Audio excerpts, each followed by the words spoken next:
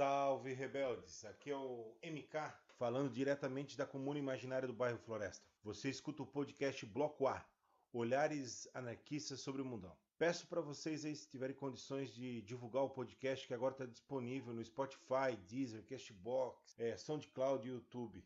É só procurar aí nos aplicativos de podcast que você vai encontrar. No episódio 10, a gente está tentando aqui reunir algumas vozes para falar um pouco da questão da saúde pública e da saúde mental no contexto do coronavírus. Então, para isso, a gente tentou reunir várias vozes, mas o tempo aí não permitiu ter mais depoimentos. Mas a gente vai ter o companheiro Tiago, que atualmente mora em Brusque, é farmacêutico e faz pós-graduação ali, trabalha com saúde da família. Vai falar um pouco como está a situação de Brusque. Também convidamos a Daniela Duarte, lá do Rio Grande do Sul, psicóloga, que vai apresentar um pouquinho sobre a questão da saúde mental no contexto da pandemia de coronavírus.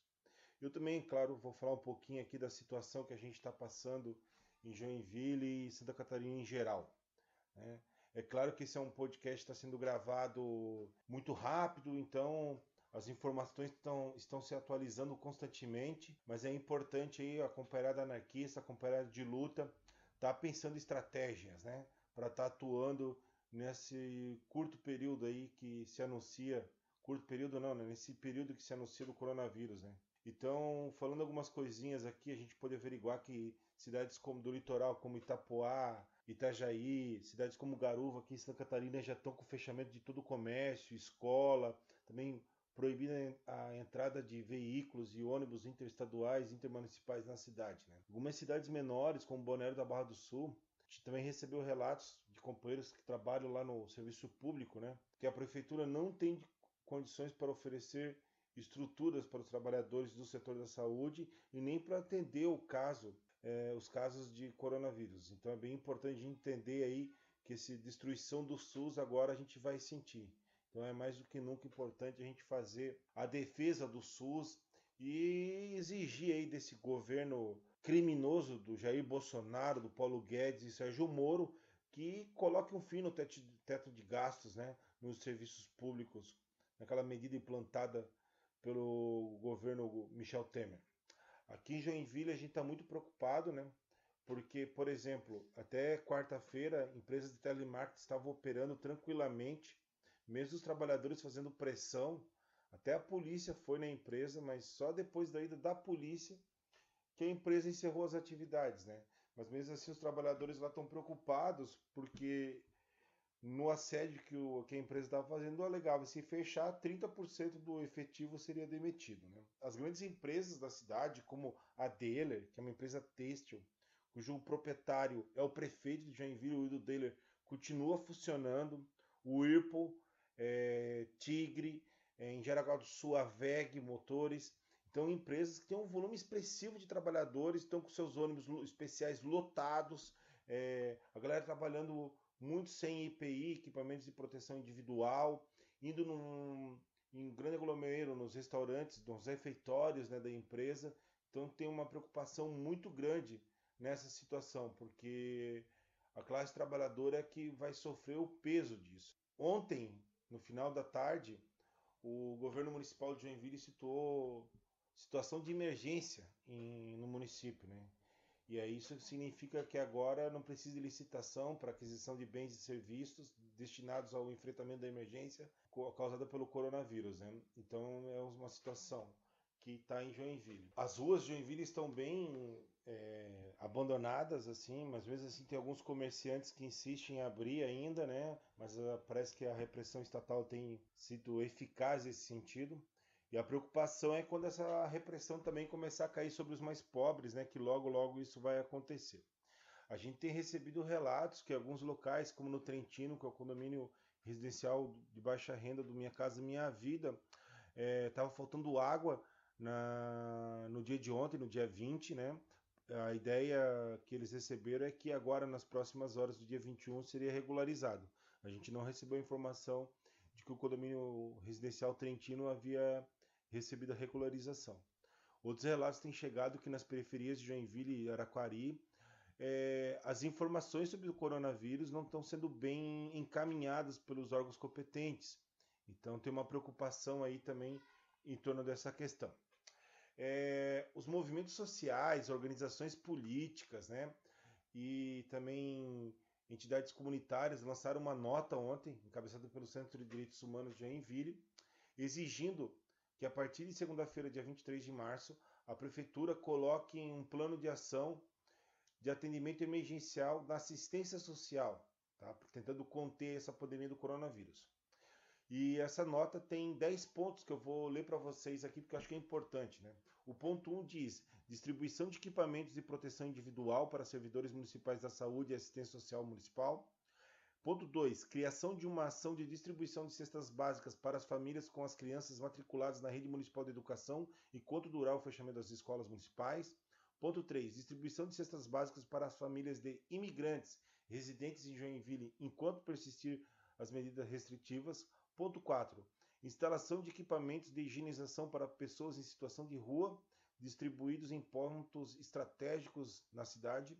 Ponto 5, a abertura do ginásio Abel Schutz para a utilização dos banheiros. Ponto 6, adoção de medidas para acomodação de pessoas em situação de rua em caso de contágio pelo coronavírus. Ponto 7, distribuição de álcool gel e material de higiene para a população em situação de rua, imigrantes e famílias do cadastro único. Ponto 8, não utilização da repressão estatal contra as populações de imigrantes em situação de rua e em geral.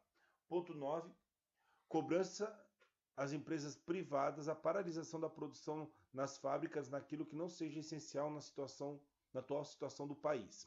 Ponto 10, distribuir materiais informativos sobre os cuidados necessários para a população em Joinville em situação de rua e também os imigrantes que aqui estão localizados. Até o momento, né, a mídia não repercutiu a nota, as redes sociais também, mas a prefeitura não lançou nenhum comunicado respondendo a exigência dos movimentos sociais. Vamos aguardar aí até segunda-feira para ver o que a gente pode ter para desenrolar dessa história toda. Então agora eu vou deixar aqui o áudio do companheiro Thiago Borba, lá de Brusque, que vai trazer um pouco do relato de como está a situação por em Brusque, a famosa cidade daquele senhor capitalista nojento Luciano Hang, da loja Zavan, que aqui vai sempre receber o nosso profundo ódio de classe. Salve, salve, meu nome é Thiago, eu sou de Curitiba e atualmente estou morando em Brusque. Eu sou farmacêutico e estou fazendo uma pós-graduação aqui, por isso que eu vim para cá, uma pós-graduação em saúde da família. Eu trabalho nas unidades básicas de saúde que tem aqui em Brusque, fazendo capacitação para as equipes de saúde do local, fazendo visitas domiciliares, consultas compartilhadas, grupos terapêuticos. E no momento estou em busca também, né? Estou relativamente novo aqui na cidade, há 1 ano. Estou em busca de um local de atuação, de um grupo, enfim. Estou nessa luta aí. Em relação ao corona, aqui é uma cidade que ela está próxima, não está no litoral, mas está próxima, né? Cidade vizinha Itajaí. E não temos nenhum caso confirmado de corona aqui na cidade. Temos alguns casos suspeitos. As medidas que estão acontecendo aqui na cidade são principalmente voltadas ao isolamento, assim. Várias coisas já estão fechadas. Os poucos comércios que estão se mantendo são supermercados, posto de gasolina. Eu sei que alguns locais estão fazendo comida delivery.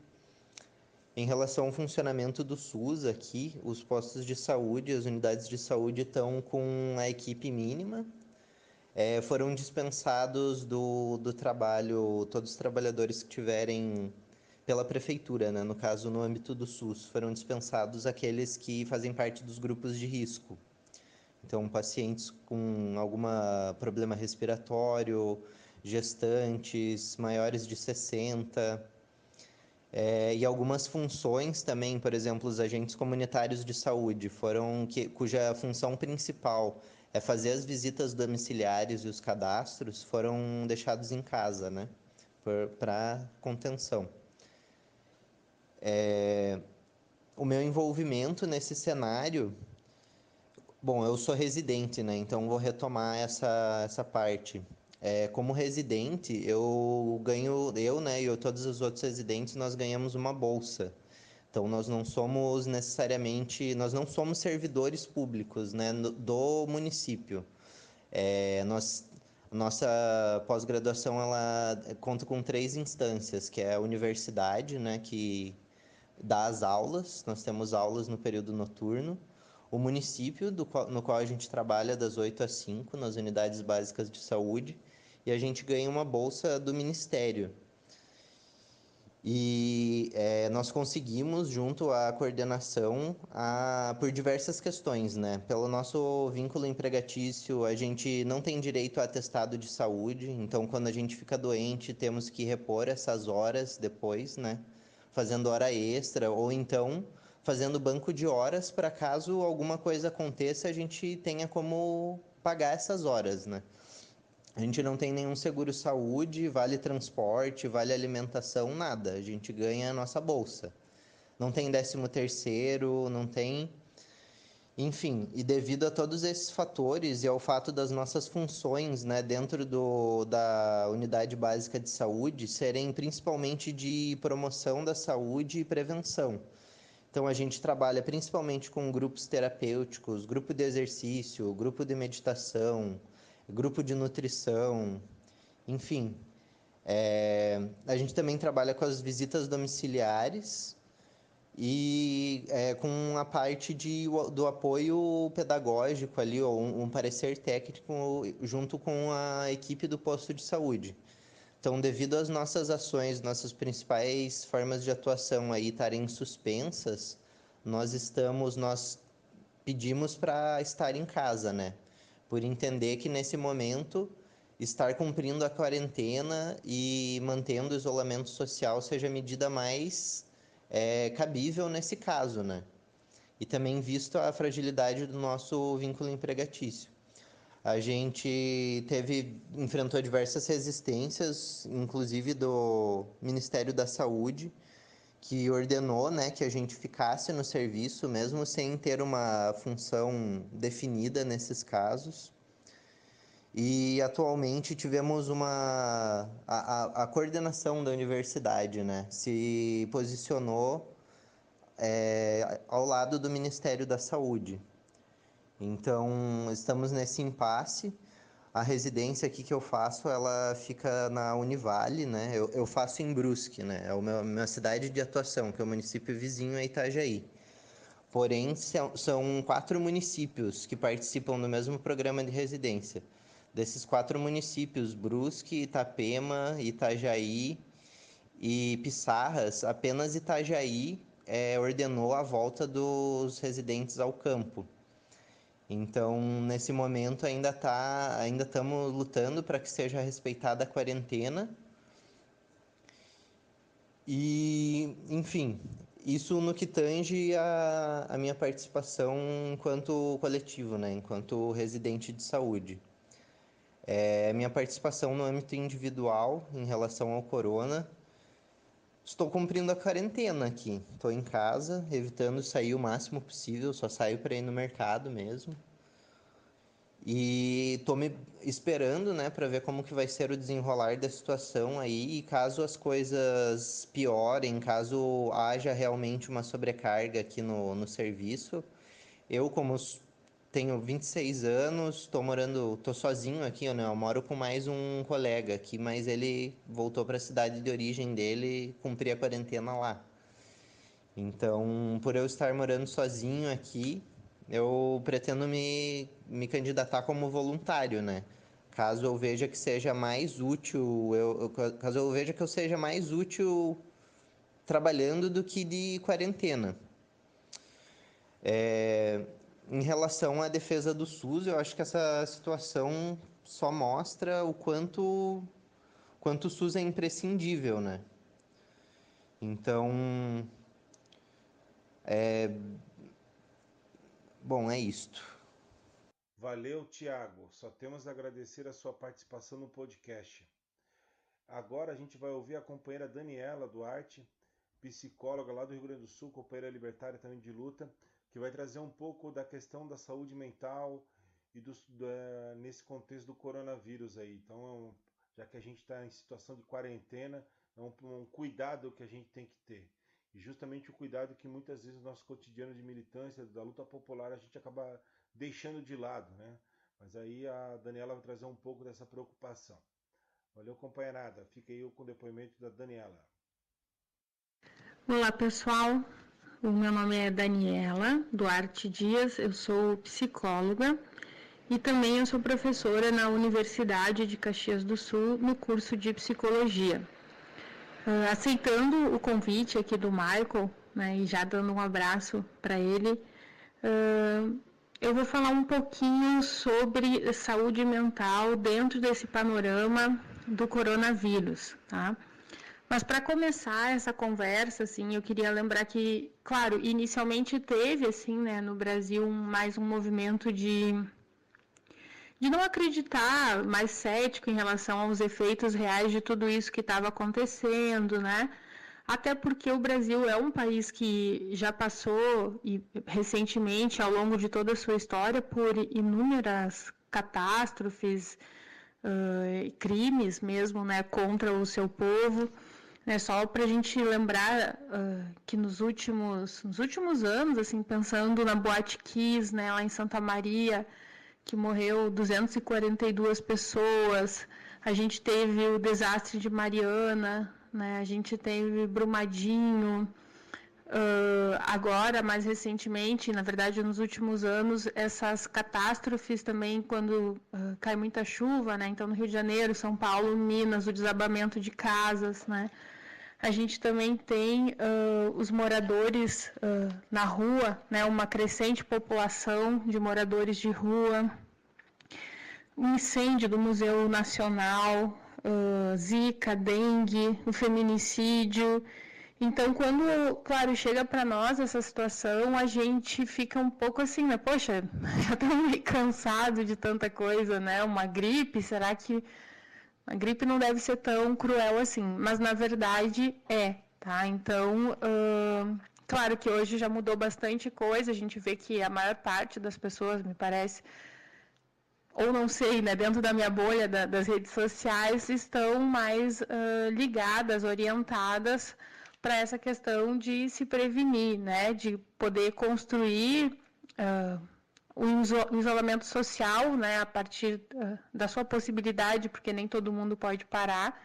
Isso também é um problema, né, porque algumas pessoas, então, conseguem, né, porque têm seus direitos trabalhistas, e outras não, né, os autônomos, então os mais precarizados, os moradores de rua, catadores, faxineiras, não vão conseguir parar. Então, isso também é um problema para nós. Mas, então, a gente percebe que tem esse movimento de maior conscientização, né, por parte da população do que está acontecendo. A gente tem acompanhado, quem está conseguindo acompanhar, né, a Itália, tudo que está acontecendo por lá. E eu acho que, de alguma forma, algumas pessoas aqui estão se dando conta. Muitas ainda estão levando como se isso fosse nada, que não vai dar em nada, até porque ainda está no início no Brasil, né? Então, se a gente for acompanhar os médicos, cientistas que estão fazendo esse acompanhamento e fazendo uma previsão do que pode acontecer no Brasil, os nossos dados são alarmantes também, né? Eles criaram 3 cenários, né, possíveis para a gente pensar, né, os modelos, no que o Brasil se encaixaria. Então, tu tem um cenário mais moderado, tipo o Japão, que teve o contágio, mas teve iniciativa, então, do governo, né, de poder frear isso. Tem um cenário mais agressivo, que seria o da França, Espanha e Alemanha, e um cenário mais extremo, que é o da Itália, Irã e Coreia do Sul. E aqui no Brasil, a gente se assemelha mais a esse modelo, né? O modelo de contágio extremo, né? Então, isso para nós é um alerta. Ainda não chegou neste ponto, mas vai chegar, né? São dados da ciência.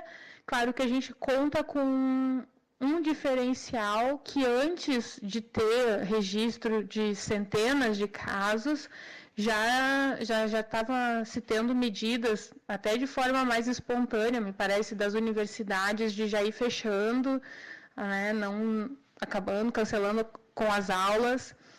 E aí os municípios também começaram a entrar com medidas, aí os estados, até que finalmente o governo federal também começa a, né, prestar atenção para isso que está acontecendo. Então, talvez isso possa ter um efeito positivo de que o contágio aqui seja menor, né?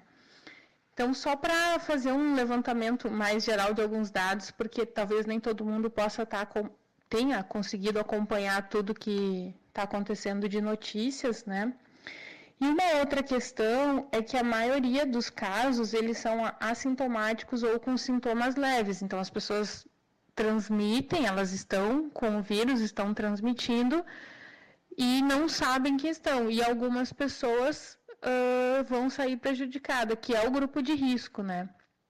Mas também queria lembrar que não é só o grupo de risco que está indo para os hospitais. Na França, 50% dos casos são de pessoas com menos de 60 a 65 anos, que seria considerado, né, os idosos, nosso grupo de risco. Então, eu acho que, além da empatia, mesmo que fosse só o grupo de risco, né, a empatia necessária com esse grupo, a gente precisa pensar que crianças, jovens, adultos, todo mundo, né, está se contaminando, e das pessoas que se contaminam, 5%, né, vai necessitar de hospital, que daí seria o outro problema para nós, né, que os hospitais vão estar superlotados, não vai ter espaço para todo mundo.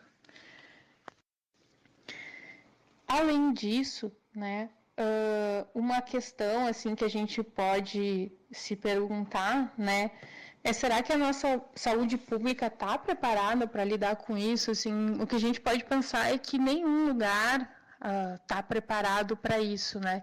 E no Brasil pior, porque recentemente a gente tem visto, né, nos últimos anos, um grande ataque à saúde pública com cortes, né, de verbas. A gente tem um pessoal preparado, né? A gente tem trabalhadores no SUS que são ótimos trabalhadores, né? E que já têm uma experiência com saúde pública e com questões dessa natureza. Mas não tem nenhum sistema preparado realmente para dar conta. Por isso essa questão do isolamento social ser tão importante, né? Para reduzir o contágio. Reduzindo o contágio, a gente vai fazer com que menos pessoas precisem usar esse sistema, né? E o que a gente pode pensar além disso, assim, né? Como é que dá para combater isso? Primeiro tem que seguir fazendo pressão, né? Eu sei que muita gente riu e debochou do panelaço, mas é o que dá para fazer no momento. O que for de pressão em relação ao governo tem que ser feito agora nesse momento, né? Demonstrando a fragilidade, né, desse neoliberalismo até bem tosco, né? Porque é neoliberalismo, é conservador, é tudo que tem de ruim. Então, a gente tem que demonstrar o máximo possível essa fragilidade, esses erros, esses equívocos, e tentar, né, pressionar o governo agora.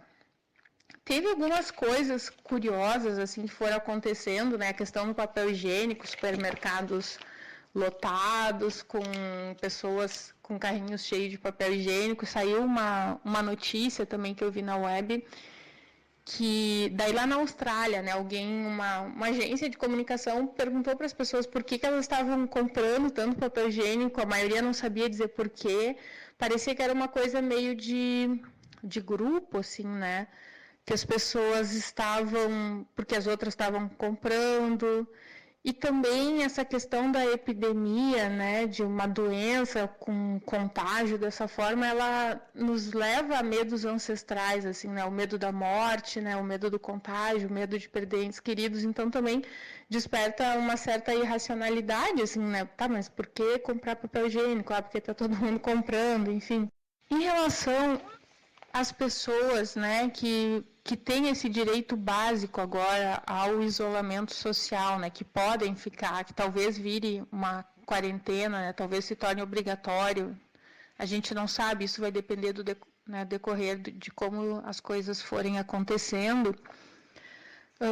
Se tem já algumas notícias, então, de que teve uma revisão de pesquisa publicada na The Lancet sobre os efeitos psicológicos da quarentena durante o período da epidemia do SARS em 2002, né, que é a Síndrome Respiratória Aguda.